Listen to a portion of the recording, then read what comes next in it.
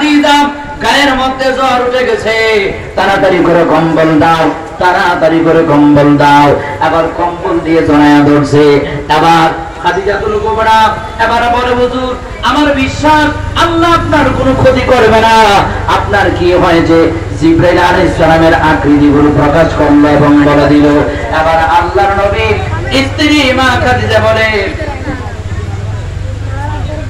একটু আমরা জিকির করি, সুবহানাল্লাহ আলহামদুলিল্লাহ লা ইলাহা ইল্লাল্লাহ সুবহানাল্লাহ আলহামদুলিল্লাহ লা ইলাহা ইল্লাল্লাহ লা ইলাহা ইল্লাল্লাহ মুহাম্মাদুর রাসূলুল্লাহ।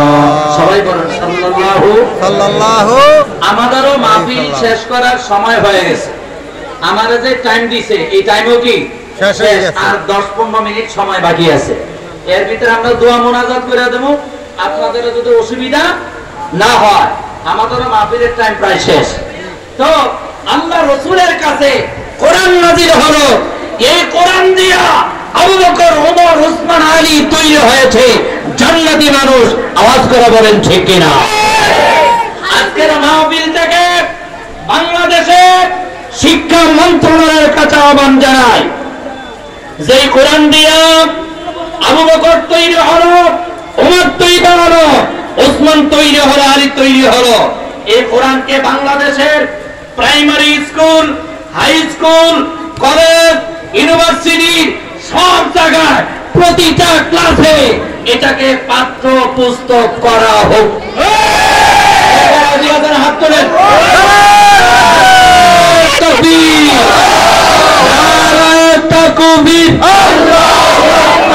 আল কোরআনের আলো, আল হাদিসের আলো। আমি তো আল কোরআনের আলো, আপনারা কইবেন সংসদে জালো। আল কোরআনের আলো,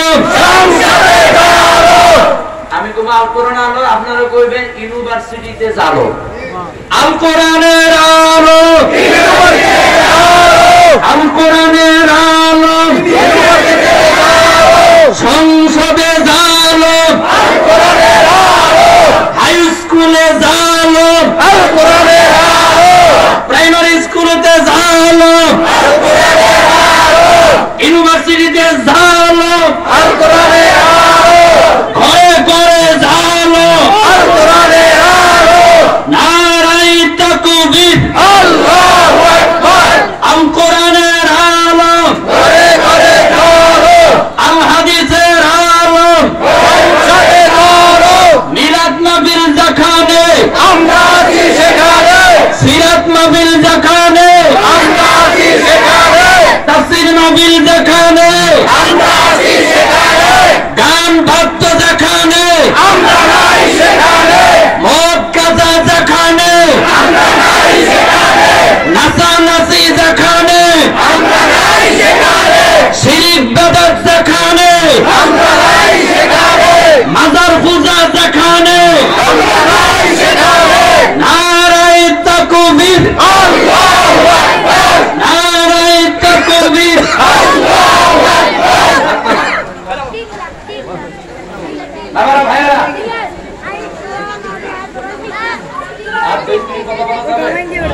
আচ্ছা পরিস্থিতি খারাপ, আমরা শেষ করে দেব, টাইমও শেষ। যাই হোক, সবকিছু মিলে আমরা এখন মোনাজাত করে দিব। সবাই কাতার বন্ধে যদি বসার জায়গা থেকে বসেন, নাইলে দাঁড়াই থাকে।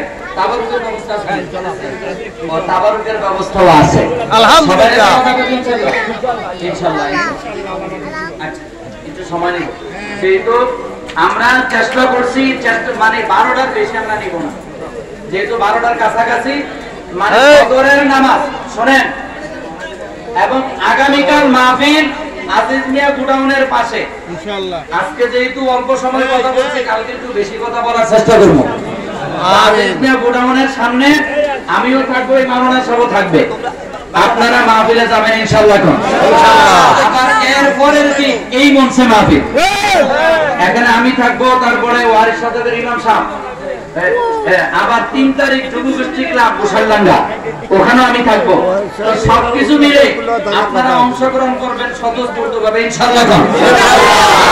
ইনশাআল্লাহ বাংলাদেশের লক্ষণ কিছু বালা কি জানেননি? ঢাকা ইউনিভার্সিটির যিনি ভিসি উনি নিজে ইমামতি করে ছাত্রদেরকে নামাজ পড়াইছে। মারহাবা কোন আরো জোরে কোন মারহাবা। আমরা এমন ভিসি চাই যিনি ইউনিভার্সিটি চালাইতে পারবে, আবার মসজিদ ও ইমামতি, আবার এমন রাষ্ট্রনায়কও চাই যিনি রাষ্ট্র চালাইতে পারবে, জানাজার ইমামতিও, আবার মসজিদে জুমার খুতবাও। আমরা এমন চাই কি চাই না? বলেন চাই কি চাই না? আল্লাহর নবী রাষ্ট্রের ইমাম ছিল, আবার মসজিদের ইমাম ছিল। কথা বলেন ঠিক কিনা? নবীর জন্ম হয়েছে রাষ্ট্র চালানোর জন্য, আবার নবীর জন্ম হয়েছে মসজিদে ইমামতির জন্য।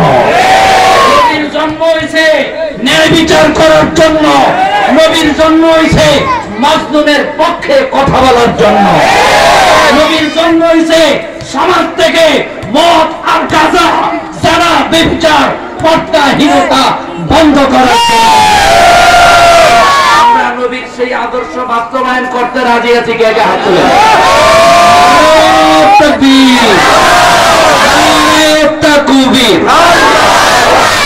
আল কোরআনের আলো,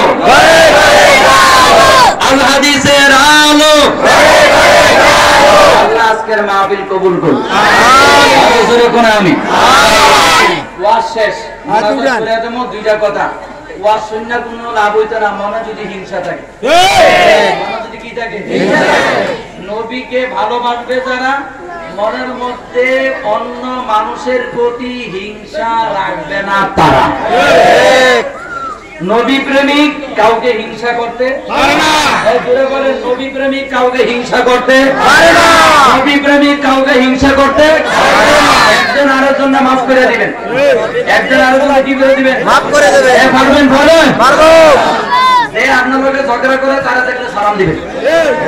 যে ঝগড়া করে তারা দেখলে কি দিবেন? সালাম দিবেন। তারা দেখলে সালাম দিবেন, তারা দেখলে ভালোবাসা দিবেন, হিংসা করবেন না। পারবেন? পারবেন? সবাই বলে ইনশাআল্লাহ। আবার বলে ইনশাআল্লাহ। আল্লাহ সবাইকে কবুল করুন। আমিন।